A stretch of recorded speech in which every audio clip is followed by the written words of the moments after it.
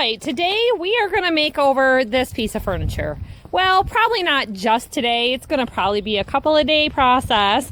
First, I'm going to clean it. I have a floor stripper that I like to use. A lot of people use TSP and CLR and things like that.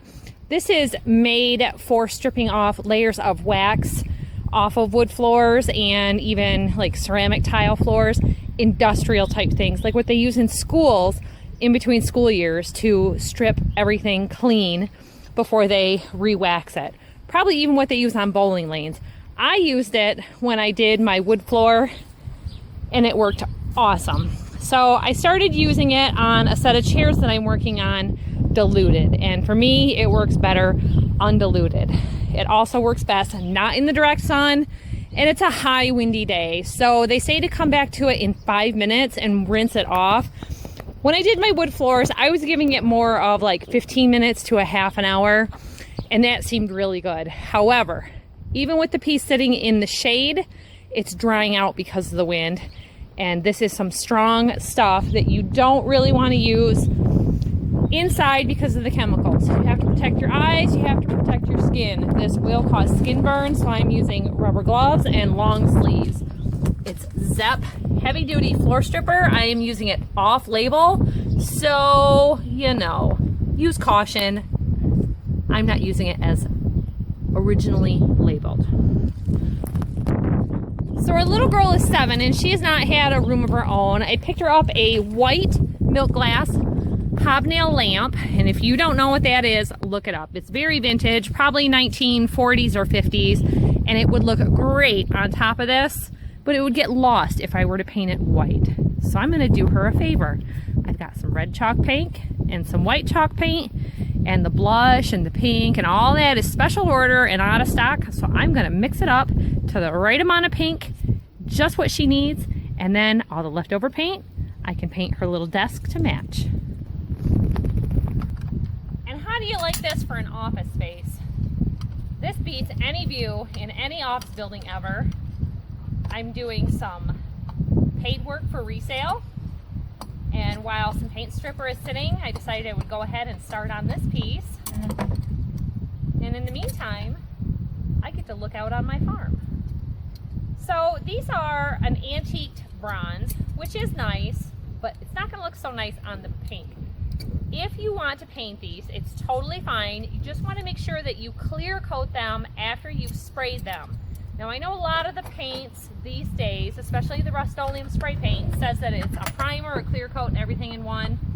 Because it's hardware and it's going to have a lot of use with it banging over years and being grabbed onto, use the clear coat. Polyacrylic, Rust-Oleum clear, anything like that will be fine.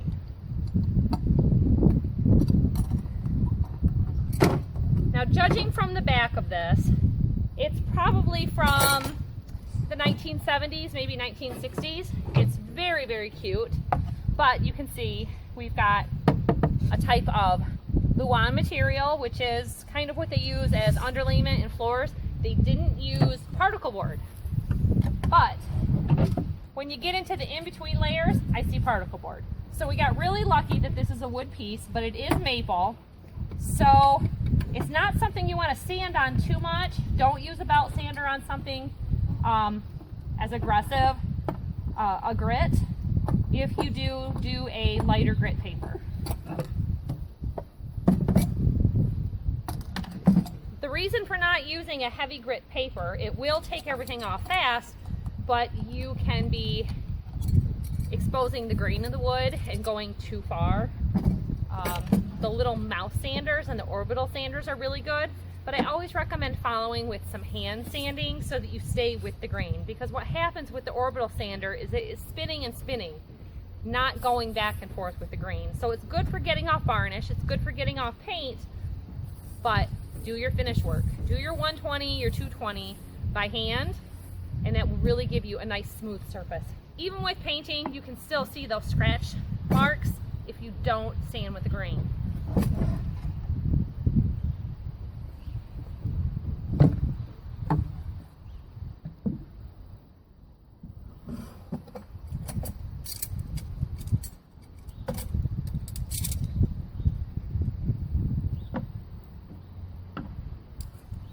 Now, a good thing to do to help yourself, put these in a baggie and tape them or staple them inside of the unit, because otherwise they're going to get put on a counter, moved around to the top of the fridge, moved out to the tool junk, anything like that.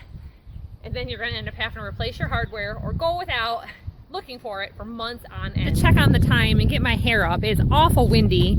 We tend to get a lot of wind here, and then after 5 it settles down. Generally, it's 5 o'clock right now, and you can see we're losing some sun, and it's partly because of just the angle of the sun and this pine tree. So everything here, I need to still get another coat of paint on those. I kind of bumped Bethany's project up to priority. She wanted to help with the painting.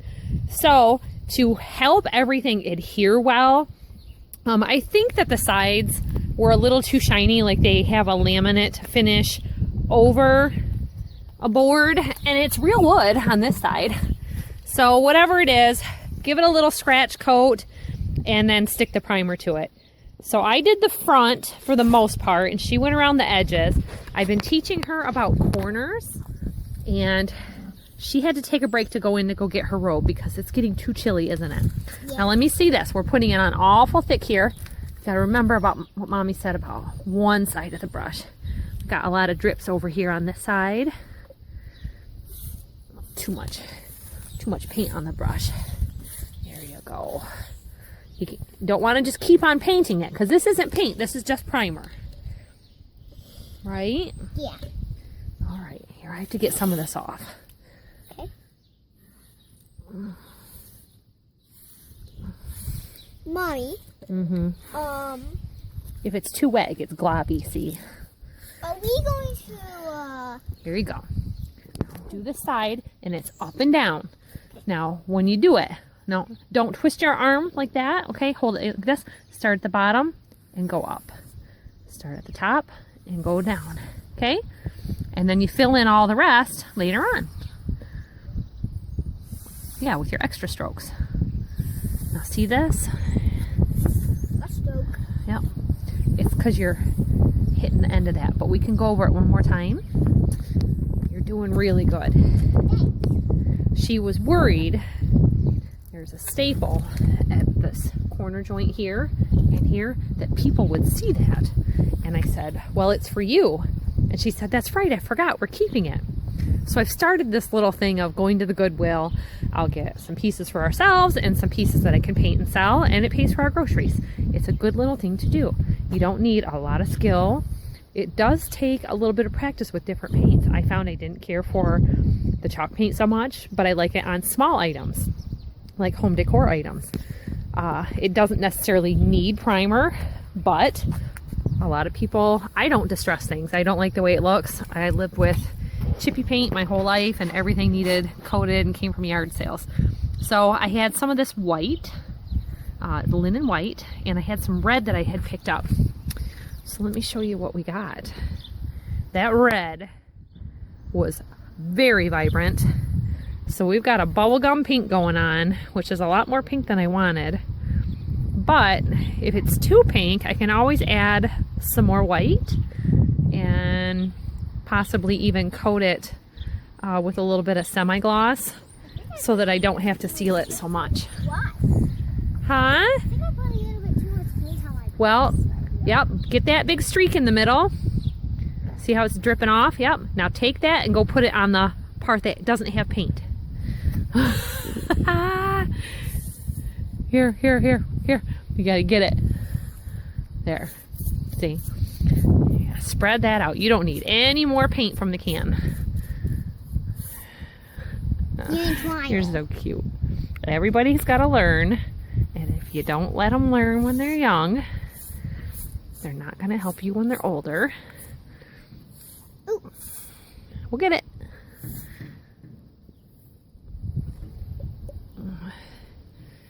You just take the excess and you wipe it on the can. Pretty good.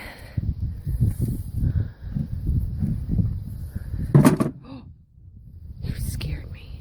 Me too, it just startled me.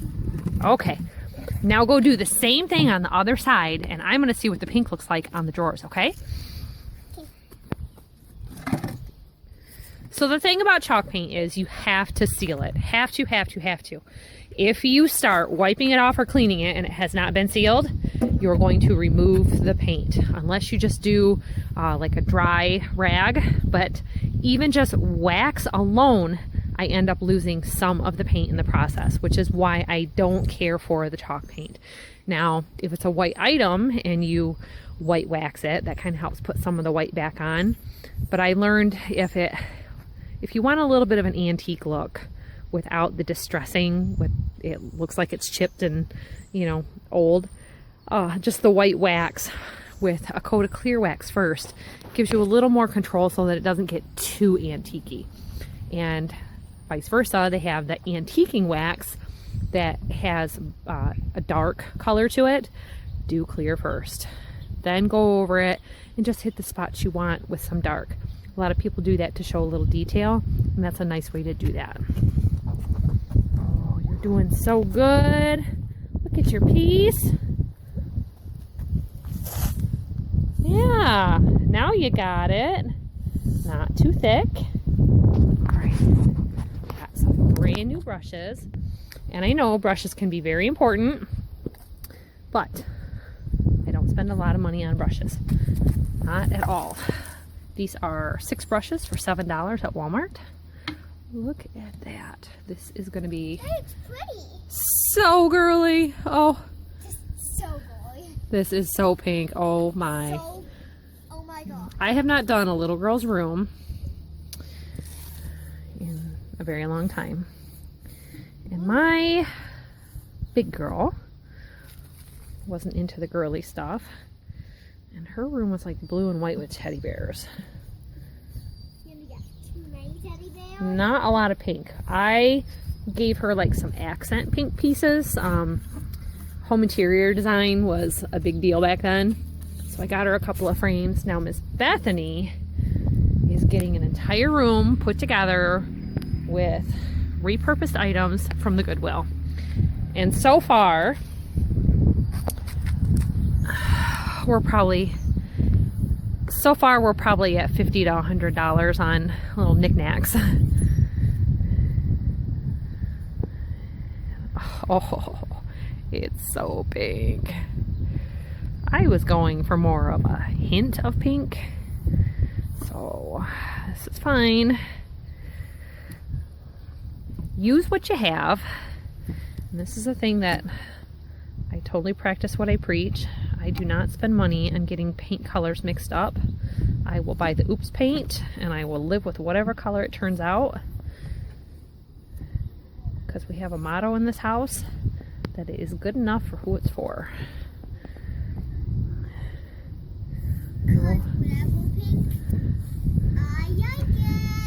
She has been living in a all blue bedroom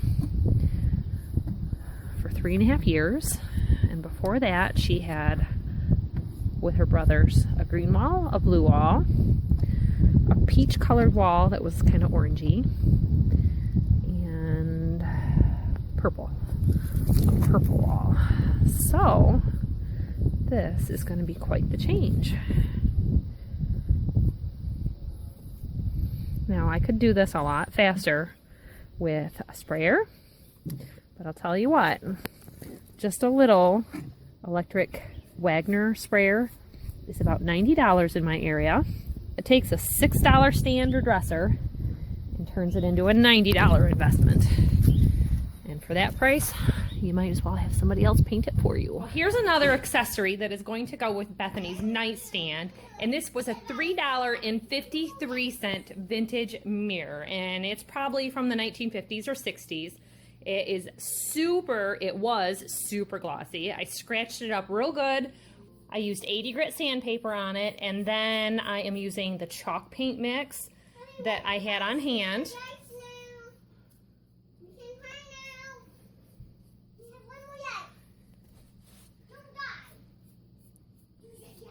And I got such good coverage and such good adhesion on my nightstand. I'm skipping the primer on this one because I've got things to do today and I want to just get this done. Since it's not going to be a piece that is getting heavy wear like the nightstand, I think it'll be just fine with the chalk paint and a sealer.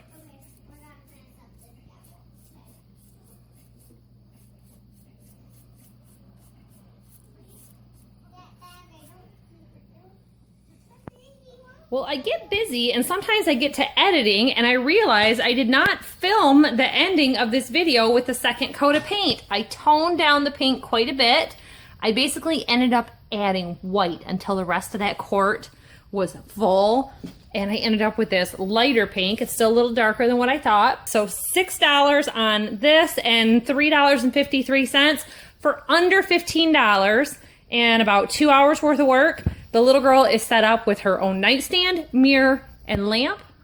And the good thing is I went to the workhouse and I found a lampshade for her lamp, totally free. So that's it for today, everybody. Thanks for watching and we'll see you next time. Bye-bye.